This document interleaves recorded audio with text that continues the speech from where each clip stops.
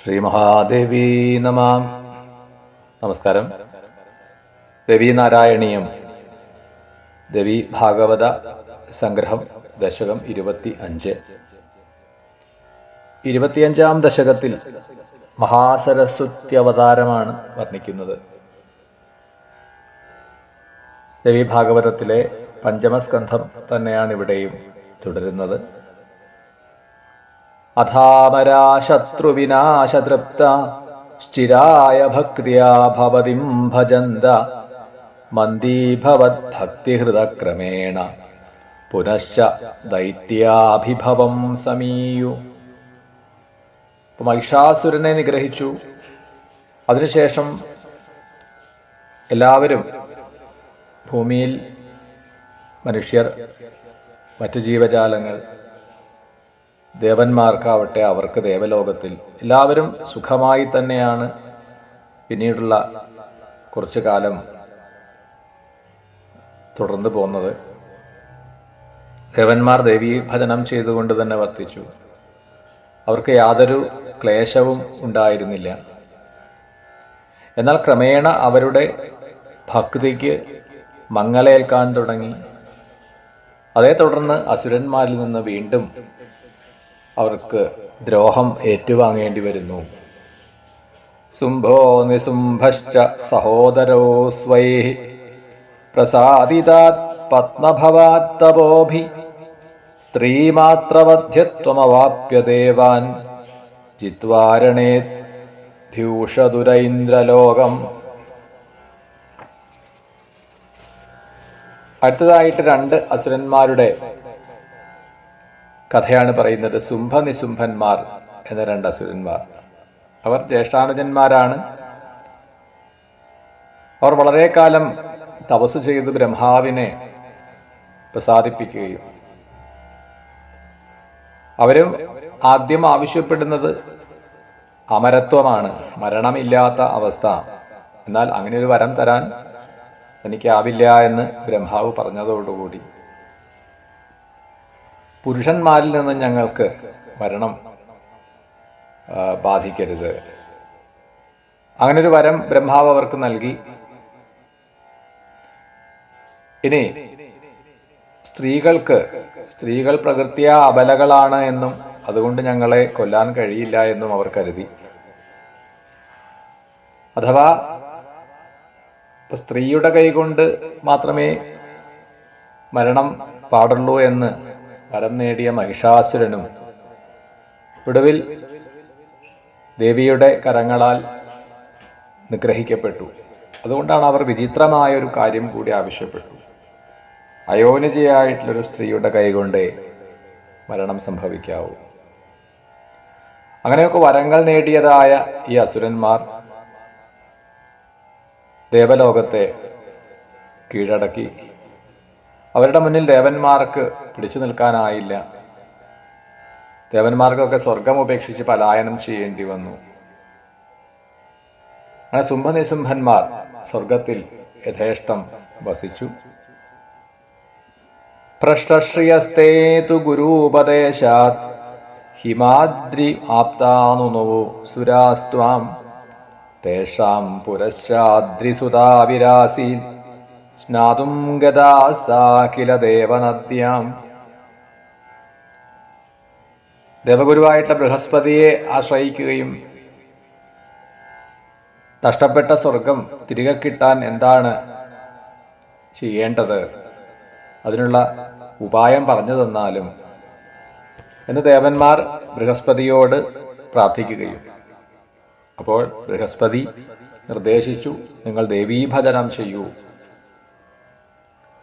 അങ്ങനെയാണ് ദേവന്മാർ ഹിമാലയ പർവ്വതത്തിൽ വന്ന് ദേവിയെ സ്തുതിക്കാൻ ആരംഭിച്ചു. പാർവതീദേവി ഗംഗാശാനത്തിനായിട്ട് പോകുന്ന സമയത്ത് ഈ ദേവന്മാരുടെ സ്തുതി കേട്ടു എന്നും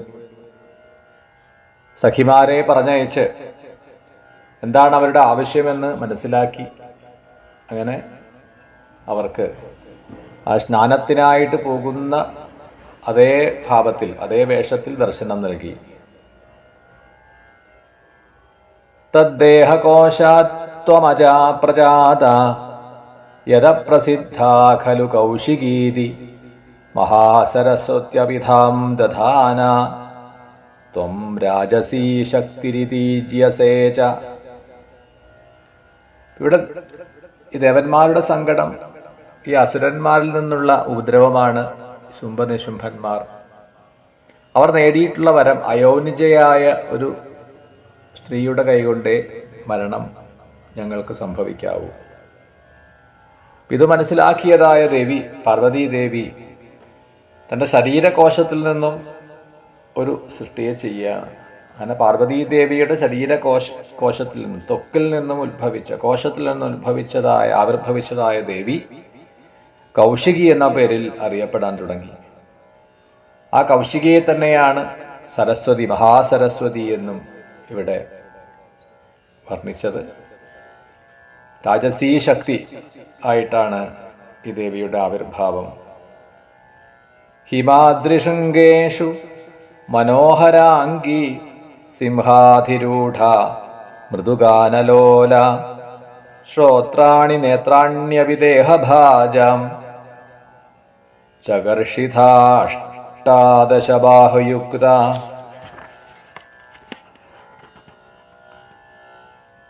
18 കൈകളോട് കൂടിയിട്ടാണ് ഈ കൗശികി ദേവിയുടെ ആവിർഭാവത്തെ വർണ്ണിച്ചത്. ഹിമവശൃംഗത്തിൽ സിംഹാരൂഢയായി ആ ദേവി പാട്ടുപാടിക്കൊണ്ടങ്ങനെ വിഹരിക്കുന്നു. തൻ്റെ സൗന്ദര്യത്താൽ, രൂപസൗന്ദര്യം കൊണ്ട് മറ്റുള്ളവരെ ആകർഷിക്കുന്നു. ഗാനമാധുര്യം കൊണ്ട് കാതുകളെയും, മനുഷ്യർ മാത്രമല്ല, ദേവന്മാരും അസുരന്മാരും മാത്രമല്ല, പക്ഷികളും മൃഗങ്ങളും പോലും ഈ ദേവിയുടെ രൂപസൗന്ദര്യത്തെ കണ്ടും പാട്ട് കേട്ടും എല്ലാവരും സ്തംഭിച്ചുപോയി. അത്ര ആകർഷകമായിരുന്നു ദേവിയുടെ രൂപവും അതുപോലെ ഗാനവും, അത്ര മധുരമായിരുന്നു എന്ന് പറയാണ്. വിജ്ഞായ ശുംഭക്കില ദൂതവാക്യാൽ ത്വാം മോഹനാംഗിം ദയിതാം ചികീർഷു തദന്തികേ പ്രേഷയതി സ്മ ദൂതാൻ ഏകൈകശ സ്നിഗ്ധവചോ വിലാസാൻ. ശുംഭനിശുംഭന്മാരുടെ ദൂതന്മാർ ഈ ഹിമവശൃംഗത്തിൽ വിഹരിക്കുന്നതായ ദേവിയെ, സിംഹാരൂഢയായിട്ടുള്ള അതിസുന്ദരിയായ കൗശികി ദേവിയെ ആ ദൂതന്മാർ കാണുകയും അവർ ശുംഭനെ വിവരം ധരിപ്പിച്ചു. ലോകത്തിലെ അമൂല്യങ്ങളായ വിശിഷ്ടങ്ങളായ സർവ വസ്തുക്കളും കൈവശം വച്ചിട്ടുള്ള ആളാണ് ഈ അസുരൻ. തീർച്ചയായിട്ടും ഈ സുന്ദരി അങ്ങേക്കുള്ളതാണ്, അങ്ങ് കൈവശപ്പെടുത്തുകയാണ് വേണ്ടത് എന്നിങ്ങനെയുള്ള ദൂതന്മാരുടെ വാക്ക് കേട്ട് ശുംഭൻ സന്ദേശവുമായിട്ട് ആദ്യം തന്നെ സുഗ്രീവൻ തുടങ്ങിയിട്ടുള്ള തൻ്റെ സേവകരെ ദേവിയുടെ സമീപത്തേക്ക് അയക്കുകയാണ്. ഏതു വിധേനയും നല്ല വാക്കു പറഞ്ഞിട്ടോ എങ്ങനെയെങ്കിലും സ്വാധീനിച്ച് പ്രലോഭിപ്പിച്ച് കൂട്ടിക്കൊണ്ടുവരൂ എന്ന് നിർദ്ദേശിച്ചുകൊണ്ടാണ് ആ അസുരൻ തൻ്റെ സേവകന്മാരെ ദൂതനായിട്ട് ഈ ദേവിയുടെ അടുത്തേക്ക്, കൗശികി ദേവിയുടെ അടുത്തേക്ക് അയച്ചത്. ത്വാം പ്രാപ്യതേ കാളികയാ സമേതാമേകൈകശ ശുംഭഗുണാൻ പ്രഭാഷ്യ പത്നീ ഭവാസ്യേതി കൃതോപദേശ തൽപ്രാതികൂല്യാൽ കുപിതാ ബഭൂവു. ശുംഭനിശുംഭന്മാരുടെ ദൂതനായിട്ടുള്ള സുഗ്രീവൻ കൗശികി ദേവിയുടെ സമീപത്ത് വന്ന് ആ സന്ദേശം പറഞ്ഞുകൊണ്ട്, നല്ല വാക്കുകളെ കൊണ്ട് ദേവിയെ ഈ ശുംഭനിലേക്ക് ആകർഷിക്കുവാൻ ശ്രമിച്ചു. ശുംഭാസുരന്റെ ഗുണങ്ങളെ പറഞ്ഞു കേൾപ്പിച്ചു. എന്നാൽ അതിന് മറുപടിയായി ദേവി പറയുന്നത് അസുരന്മാർ പാതാളത്തിൽ വസിക്കേണ്ടവരാണ്, ദേവന്മാർ സ്വർഗത്തിലും. ഇതാണ് നിയമം.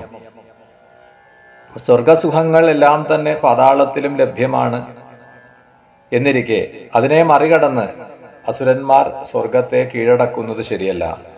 അതുകൊണ്ട് ആ സ്വർഗലോകം ദേവന്മാർക്ക് വിട്ടുകൊടുക്കുക. നിങ്ങൾ അസുരന്മാർ പാതാളത്തിലേക്ക് പോവുക. ഈ ഒരു നിർദ്ദേശം നിങ്ങൾ പാലിക്കുകയാണ് എങ്കിൽ യാതൊരു ആപത്തും കൂടാതെ നിങ്ങൾക്ക് പാതാളത്തിൽ വസിക്കാം. അതല്ല എങ്കിൽ യുദ്ധത്തിന് തയ്യാറാവൂ. ഈ ഒരു മറുപടി ആ ദൂതനായിട്ടുള്ള സുഗ്രീവൻ ശുംഭനിശുംഭന്മാരെ അറിയിക്കുകയാണ്. ഈ കൗശികീ ദേവിയോടൊപ്പം തന്നെ ഉണ്ടായിരുന്ന മറ്റൊരു അതിഭയാനകമായ രൂപത്തോടു കൂടിയ ദേവിയാണ് കാളിക. വീണ്ടും ഈ സന്ദേശങ്ങളെല്ലാം, തന്റെ ദൗത്യമെല്ലാം പരാജയപ്പെട്ടതോടുകൂടി ഈ ശുംഭനിശുംഭന്മാർ യുദ്ധത്തിനായിട്ട് സന്നദ്ധരാവുന്നു.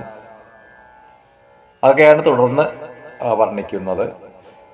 ശുംഭാജ്ഞയാ ധൂമ്രവിലോചനാഖ്യോ രണോദ്യത കാളികയാ ഹതോഭൂൽ ചണ്ഡം ച മുണ്ഡം ച നിഹത്യ കാളി തദ്ഫാലജാ തദ്രുധിരം പപൗച.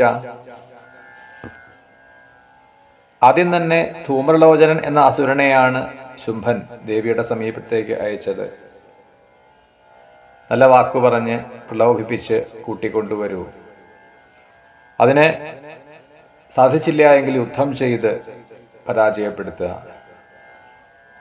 ധൂമ്രലോചനൻ പുറപ്പെട്ടു. എന്നാൽ ഈ കാളികാദേവി ശുംഭനിശുംഭന്മാരെ നിന്ദിച്ചുകൊണ്ടാണ്. അത് കേട്ട് പ്രകോപിതനായി തീർന്ന ധൂമ്രലോചനൻ യുദ്ധത്തിന് ഒരുങ്ങുകയും അങ്ങനെ കാളികാദേവി ആ യുദ്ധത്തിൽ ധൂമ്രലോചനനെ നിഗ്രഹിച്ചു. പിന്നീട് ശുംഭൻ ചണ്ഡമുണ്ടന്മാരെ അയച്ചു. ചണ്ഡമുണ്ടന്മാരും കൗശികീ ദേവിയും തമ്മിലുള്ള അതിഘോരമായിട്ടുള്ള യുദ്ധം. അങ്ങനെ യുദ്ധം മുറുകി വരുന്ന സമയത്ത് ദേവിയുടെ നെറ്റിത്തടത്തിൽ നിന്നും മറ്റൊരു രൂപം ആവിർഭവിച്ചു. കാളി എന്ന് ആ ദേവിക്ക് പേര്.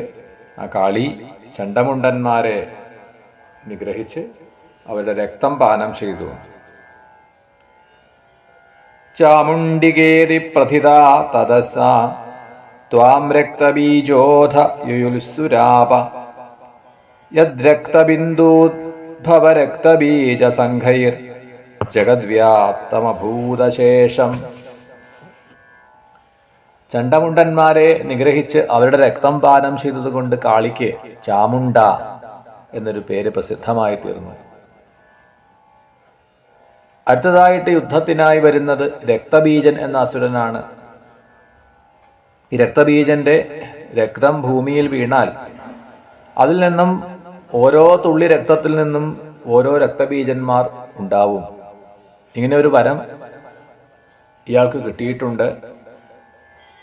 ദേവിയും രക്തബീജനും തമ്മിൽ അതിഘോരമായിട്ടുള്ള യുദ്ധം നടക്കുന്നു. രക്തബീജനിൽ നിന്ന് രക്തം ഭൂമിയിൽ പതിക്കവേ പുതിയ പുതിയ രക്തബീജന്മാർ ഉണ്ടായിക്കൊണ്ടിരുന്നു. ആ യുദ്ധക്കളം രക്തബീജന്മാരെ കൊണ്ട് നിറഞ്ഞു. ബ്രഹ്മേന്ദ്രപാശ്യാദികദേവശക്തികോട്യോ രണം ചക്രുരരാതിസംഘൈ തത്സങ്കരം വർണ്ണയിതും ന ശക്ത സഹസ്രജിഹോപി പുനഃക്കിമന്യേ. രക്തബീജന്മാർ നിറഞ്ഞതോടുകൂടി ബ്രഹ്മാദിദേവന്മാർ സ്വന്തം സ്വന്തം ശക്തികളെ ബഹിർഗമിപ്പിക്കുകയാണ് ചെയ്യുന്നത്.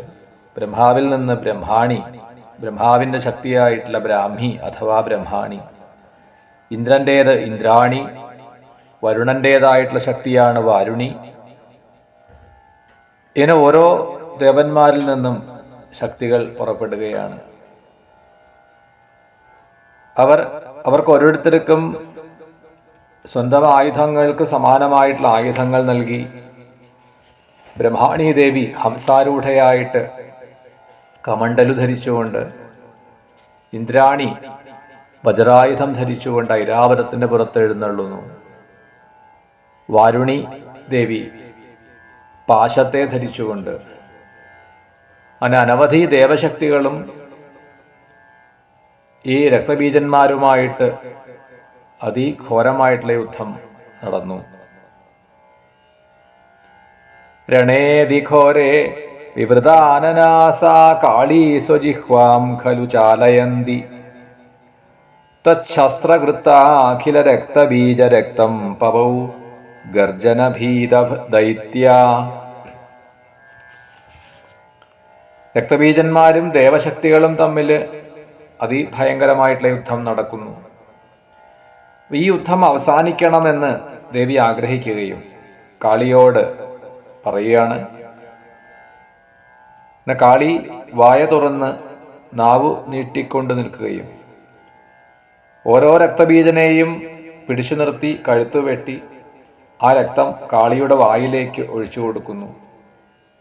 ഇങ്ങനെ രക്തബീജന്മാരിൽ ഓരോരുത്തരും ക്രമേണ നിഗ്രഹിക്കപ്പെടുന്നു. രക്തബീജന്മാരുടെ എല്ലാം രക്തത്തെ കാളി പാനം ചെയ്തു. അങ്ങനെ എല്ലാ രക്തബീജന്മാരും കൊല്ലപ്പെട്ടു. അപ്പൊ രക്തബീജന്റെ രക്തം ഭൂമിയിൽ വീണാലേ പുതിയ രക്തബീജന്മാരുണ്ടാവൂ. അത് സംഭവിക്കാതിരിക്കാൻ വേണ്ടി കാളി അതിനെ പാനം ചെയ്തു. അങ്ങനെ രക്തം പാനം ചെയ്ത് ആ ലഹരി കൊണ്ട് ഗർജിച്ചുകൊണ്ടാണ് ഇവിടെ ദേവി അതിഭയാനകമായ ഒന്നായിരുന്നു ഈ രക്തബീജനുമായിട്ടുള്ള യുദ്ധം എന്ന് പറയുകയാണ്. ത്വയാ നിസുംഭസ്യ ശിരോ നികൃത്തം സുംഭസ്യ തൽക്കാളികയാപിജാന്തേ അന്യോസുരാസ്ത്വാം ശിരസാ പ്രണമ്യ പാതാളമാപു സ്ത്വതനുഗ്രഹേണ. രക്തബീജൻ നിഗ്രഹിക്കപ്പെട്ടു. പിന്നീട് യുദ്ധത്തിനായിട്ട് വന്നിട്ട് നിസുംഭനാണ്. കൗശികീ ദേവി ആ നിസുംഭനെ വധിച്ചു. ഏറ്റവും ഒടുവിൽ ശുംഭാസുരൻ തന്നെ യുദ്ധത്തിനായിട്ട് പുറപ്പെട്ടു. ധൂമ്രലോചനനെ നിഗ്രഹിച്ചതായ കാളികാദേവിയാണ് ശുംഭനെയും യുദ്ധത്തിൽ പരാജയപ്പെടുത്തി നിഗ്രഹിച്ചത്.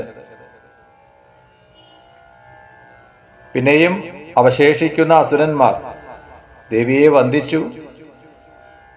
ആ ദേവിയുടെ അനുഗ്രഹത്തോടുകൂടി അവർ മടങ്ങിപ്പോയി പാതാളത്തിലെത്തി അങ്ങനെ വസിക്കുകയാണ്.